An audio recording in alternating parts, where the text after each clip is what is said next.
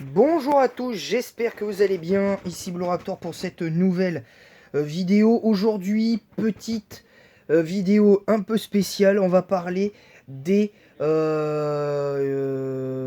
pas de 4 dessins animés. Au départ, je voulais faire 4 dessins animés. Mais je vais vous parler de 8... de 8... de 4 séries et de 4 dessins animés qui, pour moi, selon moi, n'ont pas de, de vraies conclusions. Je m'explique. Pourquoi je dis ça? Parce que, évidemment, dans le monde audiovisuel, on a beaucoup de séries à succès. Hein. À l'époque, on se souvient d'Albator, de Goldorak, Capitaine Flamme, Scooby-Doo à une époque. Il y a eu... je vais citer Pokémon, évidemment. Pokémon, pour ceux qui le savent, sur ma chaîne. Notamment, je sais pas, My Hero Academia par exemple, ou même NCIS ou un truc comme ça. Mais je vais vous dire, moi, point par point, les 8 séries ou dessins animés qui n'ont clairement pas de conclusion. Alors, la 8ème place de ce classement, on va attaquer direct par Ulysse 31 à la 8ème place. Alors, pourquoi je parle d'Ulysse 31? Pourquoi je parle d'Ulysse 31 en premier? Un animé japonais qui est sorti dans les années 80-90, un truc comme ça. J'ai un petit peu... j'ai un petit peu oublié le... J'ai un petit peu oublié la date. Ouais, 1980. J'étais entre 80 les années 80-90. Donc, alors pourquoi je parle d'Ulysse 31 en 8ème position de ce top? Parce que concrètement, les épisodes pour la plupart sont tous très bien. Mis à part, je trouve, le dernier ou l'avant-dernier où les compagnons d'Ulysse, justement dans le dessin animé, retrouvent un petit peu leur mouvement, mais en sortant du champ d'action de la planète où ils se sont terrés, où s'est terré le macaque le saligo de l'histoire, ben du coup, en fait, ben, du coup voilà,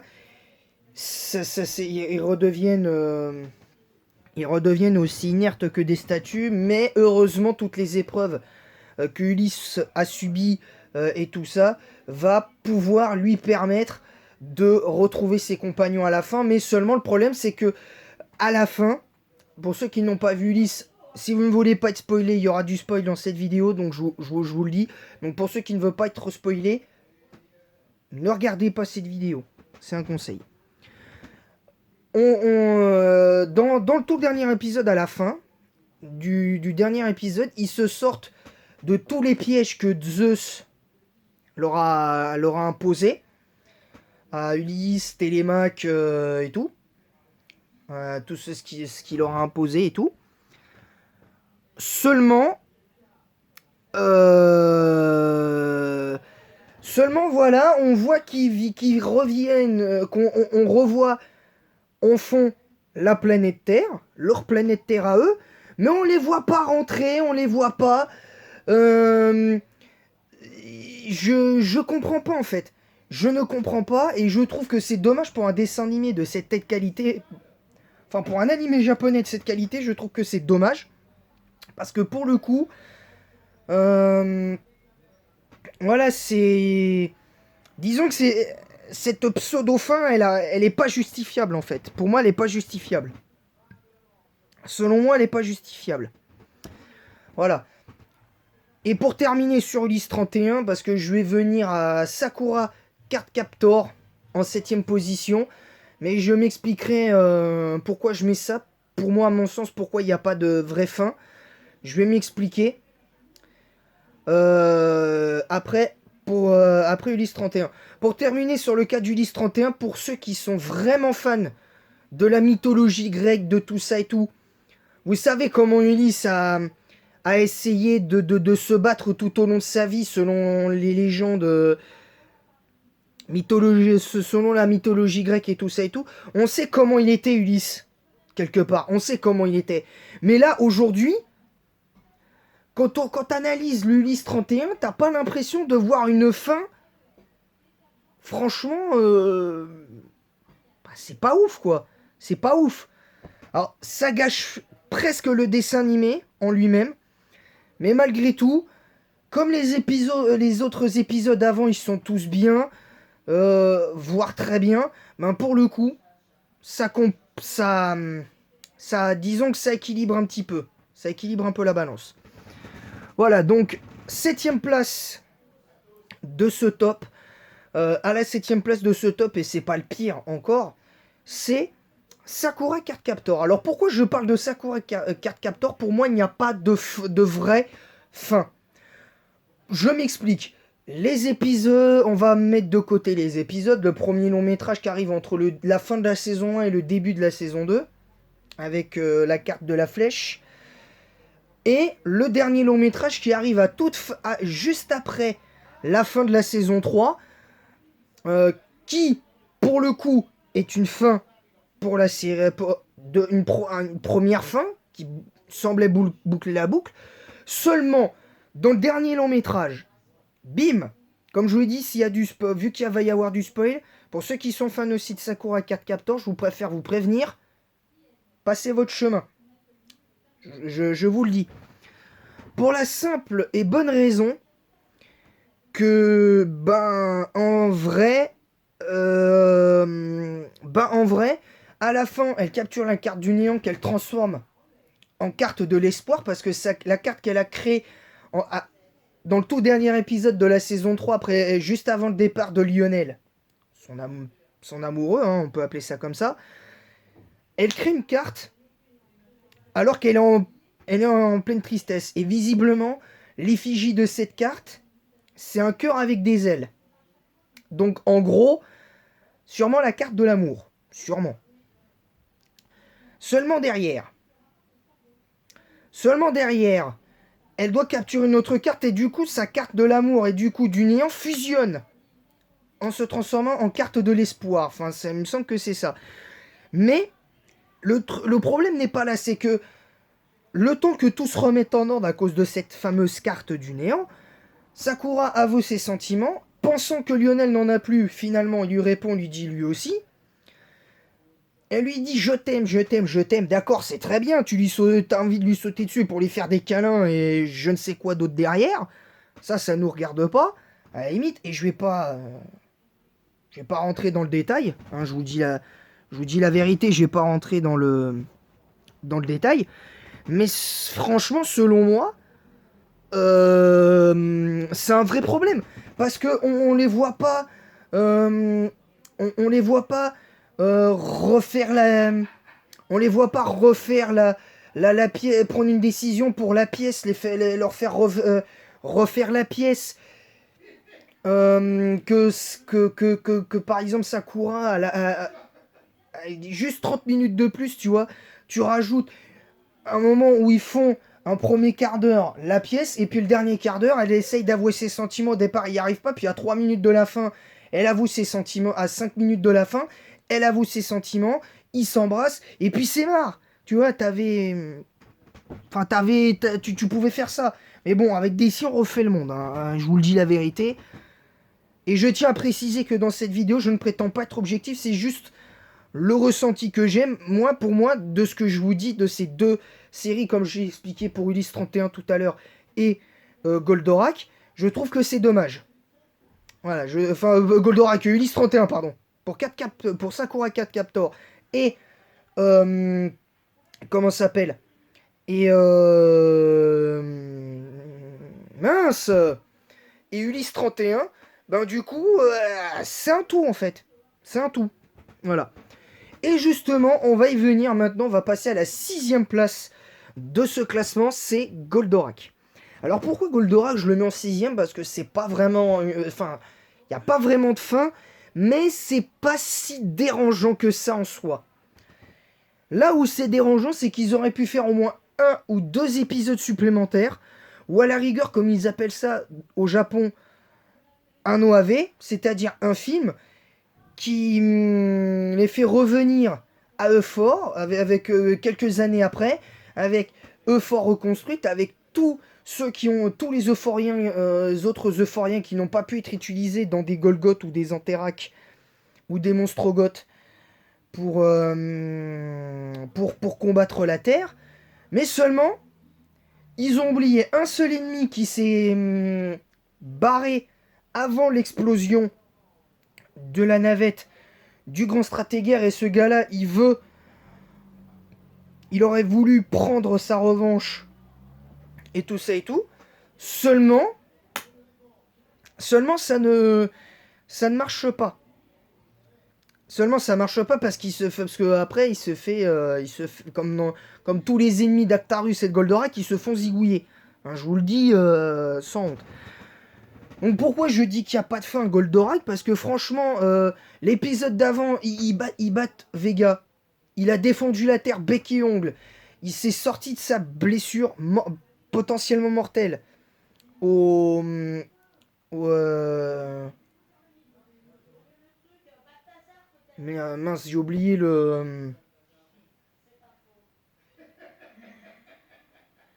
J'ai oublié le nom. J'ai oublié le nom. En gros, il sort définitivement de sa blessure mortelle. La plupart des ennemis qui finissent par se révolter en partie contre Vega, la plupart meurent, ce que je trouve honteux, quand même, malgré tout, ce que je trouve honteux. Mais au-delà de ça, c'est qu'il pense pas une seule seconde de base à revenir sur sa planète, et dans l'avant-dernier épisode, il l'envisage. Ensuite, dans l'avant-dernier, coup classique. Et puis, je vais pas le raconter. Puis dans le tout dernier épisode, ils se battent. Ils battent Vega, définitivement. Et ils reviennent sur leur planète Euphor, qui a été visiblement reconstruite. Parce que la couche d'ozone toxique s'est complètement dissipée. Donc ils pourraient reconstruire leur planète, semble-t-il. Mais est-ce que dans les faits, ça change quelque chose? Bah non. Moi, personnellement, j'aurais plus vu une autre tournure. C'est-à-dire, ils disent, ouais, on va voir si Euphor a été reconstruite et on revient. Et si, comme ça, par exemple, on voit qu'il y a de nouveau des euphoriens et qu'on veut les faire venir, par exemple, sur Terre, pour pouvoir échanger des connaissances et peut-être permettre à la planète de prospérer encore pendant des milliards d'années, éviter toutes les catastrophes naturelles possibles, ben du coup, dans ces cas-là, il les faisait venir par l'intermédiaire de vaisseaux spécifiques. Et tous les anciens euphoriens, ils créent une nouvelle planète Euphor, mais sur la Terre, tu vois, à un endroit bien spécifique, genre pas loin du ranch du Bolo Blanc, par exemple, tu vois, Enfin, je sais pas, c'était quand même un minimum. Malheureusement, heureusement, enfin non, pas malheureusement, heureusement, ça gâche pas le dessin animé, parce que le dessin animé, tous les épisodes sont exceptionnels pour moi. Les combats sont tous géniaux, même s'il y en a pour moi trois combats où Actarus est censé se faire écraser. Notamment son combat contre le type là contre Janus. Déjà, il doit se faire il doit perdre en toute logique, parce que sans l'intervention d'Hydargos, il perd, clairement il perd. Pendant son combat en toute fin contre en toute fin contre comment il s'appelle, mince, pas quand le combat final contre Hydargos, quand il envoie 3 Golgoth en 3-4 Golgoth en un épisode, quand même, ça fait un peu beaucoup.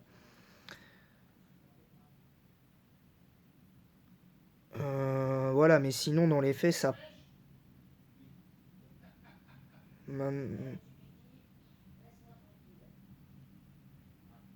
enfin bon bref. Enfin bon bref. Moi, ce que je veux dire par là, c'est que pour le coup, Goldorak, malheureusement, Enfin, moi, je trouve que c'est dommage. Moi, je trouve que c'est dommage. Voilà. En cinquième position, Code Lyoko Evolution. Enfin, la franchise Code Lyoko de manière générale, plutôt. Parce que, franchement, la conclusion de la saison 4 était plutôt bonne. Donc, il n'y avait peut-être pas forcément besoin d'une saison 5. Finalement, une saison 5 a été faite qui s'appelle Code Lyoko Evolution. Pour ceux qui sont fans de la série, comme je vous l'ai dit, si vous ne voulez pas être spoilé, pour ceux qui n'ont pas vu Code Lyoko Evolution, vous passez votre chemin et vous regardez, et vous regardez une autre vidéo. Voilà.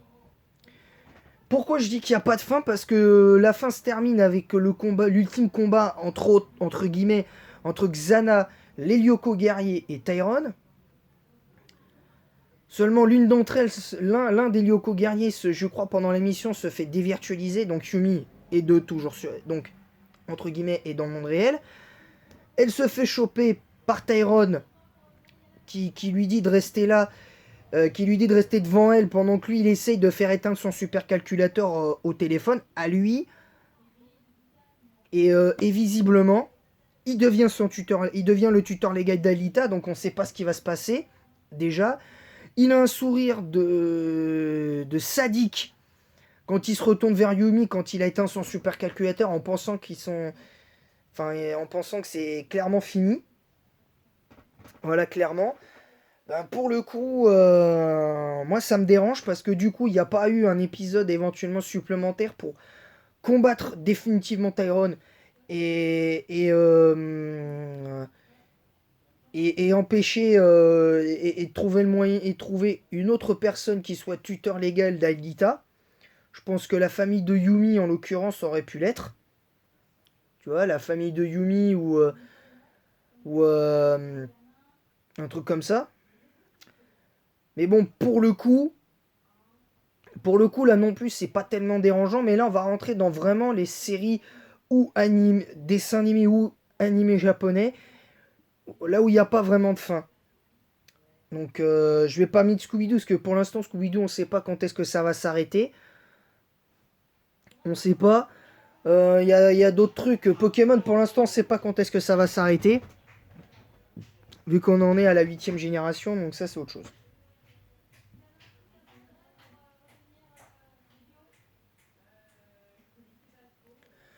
Donc en fait, concrètement, voilà, moi je dis que la franchise Kolyoko de manière générale, parce que la fin de la conclusion de la saison 4, elle est complètement gâchée par la saison 5, dans le sens où Xana, soi-disant, a survécu à l'attaque du programme multi-agent de Jérémy dans la saison 4. Et résultat, ça passe pas. Pour moi, ça passe pas parce que du coup, la conclusion de la saison 5, elle est pas terrible en fait. Elle est juste pas ouf. Et elle est juste pas ouf. Voilà, selon moi, elle est pas ouf. Maintenant, voilà. Ensuite, à la 4ème position, moi je vais dire NCIS parce que je suis pas satisfait de la conclusion de la saison. De la dernière saison, là, la saison 18. Parce que je crois que ça fait plus de maintenant presque 2 semaines que le dernier épisode a été diffusé, il me semble. Mais bon, au-delà de ça, voilà, la conclusion, j'aime pas du tout parce que il y a deux personnages qui n'ont rien à faire ensemble en tant que couple, et finalement on constate qu'ils s'embrassent à la fin, Bishop et l'agent Torres. Ben voilà, le fait qu'elle avoue avoir volontairement Bishop fait fuite un dossier pour traquer je ne sais qui.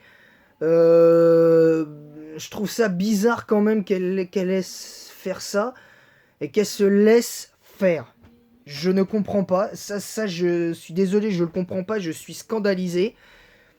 Et puis, juste après cette scène-là, Gibbs, il est sur son bateau qu'il a enfin fini, qu'il a appelé Roule 91, je crois, Règle 91.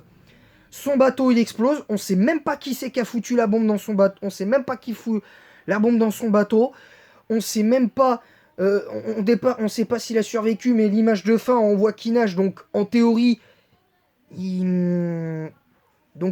c'est qu'il voilà. Donc, on sait. Non, c'est pas en théorie. Il a survécu à son agression. Donc forcément, est-ce que dans la saison 19 qui sera diffusée, je l'espère, en 2022, visiblement, je crois qu'il y aura que 10 épisodes, je crois, pour la saison 19, à moins qu'il y en ait plus, j'en sais rien. À la base, dans la saison 18, il devait y en avoir que, que 10 et il y en a eu 16. J'ai pas compris. Mais bon, bref, voilà. Et ça, j'ai trouvé ça...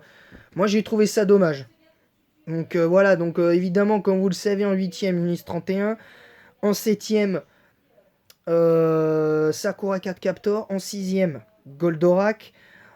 En 5ème, la franchise Kolyoko. Et en 4ème position, vous l'aurez compris, c'est NCIS. En 3ème position, alors là, ça va être l'enfer. Pour certains, c'est Fairy Tail. Alors pourquoi je parle de Fairy Tail? Parce que franchement, Fairy Tail, pour moi, la fin, elle est décevante. Parce que... Enfin, la fin, elle est décevante sans l'être, en fait. C'est qu'elle est rendue décevante parce que ils vont faire la quête de 100 ans. Mais voilà, derrière, il n'y a pas un épisode de plus pour dire ah, on va arriver sur le lieu de la quête. Et après, ça finit là-dessus. Tu vois, j'ai pas compris. Franchement, j'ai pas compris. Heureusement, la quête de 100 ans, l'arc de la quête de 100 ans, qui était jusque-là un tome du créateur de l'auteur de Fairy Tail, sera adapté en manga, sera adapté en animé très prochainement. Et j'espère que ça sortira entre 2022, voire début 2023. Parce que franchement, j'ai hâte de voir ce que ça va donner en animé cet arc-là. D'autant qu'il va y avoir peut-être, d'après ce que j'ai compris, il va peut-être y avoir de plus en plus de révélations, des combats vraiment difficiles, des personnages qui seront à l'article de la mort, comme Lucie, comme Erza, Natsu notamment, qui va encore débloquer un nouveau power-up encore plus. Grey apparemment aussi, Jubia qui va devenir encore plus forte qu'avant, mais enfin bref, ça va être un enfer. Voilà, je pense que cet arc va être un enfer à regarder, mais dans le bon sens du terme. Voilà. En deuxième position, j'avais le choix entre une série télé et un animé japonais. J'ai pas mis Détective Conan parce que Détective Conan c'est encore en cours. J'ai pas mis One Piece non plus. Je vais mettre Dragon Ball Super pour l'animé japonais. Et pour la série télé, je mettrais... Comment elle s'appelle Ah oui, non, j'avais oublié des films aussi qui n'avaient pas de fin. J'avais oublié de préciser aussi les films. Donc voilà. Donc c'est plutôt un film. C'est Pokémon Détective Pikachu. Alors là, il y en a, ils vont dire, je vais mettre en deuxième Dragon Ball Super parce que pour moi la fin elle est juste naze. Parce que les dernières séquences c'est sur le premier lieu du premier combat entre Goku et Vegeta, ce qui est un beau clin d'œil à DBZ, ce qui est très bien. Mais au-delà de ça, je trouve que c'est dommage parce qu'ils disent, on sait qu'il y aura d'autres arcs de Dragon Ball Super qui arriveront en animé très prochainement. Mais voilà, mais au-delà de ça, Voilà, même pas un truc... je sais pas, même pas pour moi, c'est pas une vraie fin. Dans l'arc du tournoi du pouvoir, la fin, elle est débile. Elle est débile. Après, ça n'engage que moi, ce n'est que mon avis personnel, c'est le vécu que j'ai. Moi, j'ai un sentiment d'inachevé sur Dragon Ball, sur la fin de Dragon Ball Super, et c'est dommage. Voilà. Et enfin, en tête, il y en a qui vont mettre des pouces vers le bas, et je vous le dis, j'en ai que faire. Mais je vais mettre Détective Pikachu, Pokémon Détective Pikachu. Je suis désolé de faire une fixette sur lui, mais le film en lui-même est très bien. De Pokémon Détective Pikachu, il est très bien. Mais la fin, c'est pas possible. C'est juste pas possible la fin. Parce que qu'on me dise pas qu'il y a une fin digne de ce nom. Parce que franchement, on se fout de ma gueule. Pour moi, on se fout de ma gueule. Parce que concrètement, je trouve que c'est dommage, tu vois, d'en être là à ce niveau-là. La fin, ouais, le père il revient, et puis son esprit n'est plus à l'intérieur d'un Pikachu. Voilà, il est avec son fils qui, franchement, moi, l'acteur, moi, il me dérange. L'acteur qui joue dans le Jurassic World Fallen Kingdom, moi, il me dérange. Moi, je trouve qu'il joue pas bien, il en fait trop. Moi, personnellement, je trouve qu'il en fait trop. Maintenant, maintenant dans les faits, c'est pas non plus un acteur très nul, mais c'est pas un bon acteur non plus. Après, j'ai bon espoir, parce que si jamais il faisait un détective Pikachu numéro 2, peut-être que, voilà, on aura autre chose derrière, mais bon. Voilà, on sait jamais. Mais bon, pour le coup, c'est un peu dommage. Pour le coup, c'est un peu dommage. Mais bon, faut ce qu'il faut. Faut ce qu'il faut quand pour faire un film, quand tu fais un film, une série télé, un succès comme le NCIS, les experts ou un truc comme ça, ou même dans les dessins animés japonais, hein, Goldorak, Candy, l'école des champions, Olive et Tom ou un truc comme ça. Malheureusement, les créateurs ne peuvent pas satisfaire tous les goûts de tout le monde. On peut pas satisfaire tout le monde parce que malheureusement, il y aura toujours des gens, il y aura toujours au moins une ou deux personnes qui va faire de bouche à oreille des critiques gratuites, des critiques qui servent à rien et qui du coup voilà. Maintenant, maintenant voilà. Voilà. Donc en tout cas, moi c'est tout pour moi. Je vous retrouve demain pour Pokémon Ultra Soleil, premier épisode de post-game. Peut-être que tout à l'heure je ferai Pokémon Crystal pour l'arrivée avec Corsia. Comme ça, on aura déjà fait une bonne partie du truc.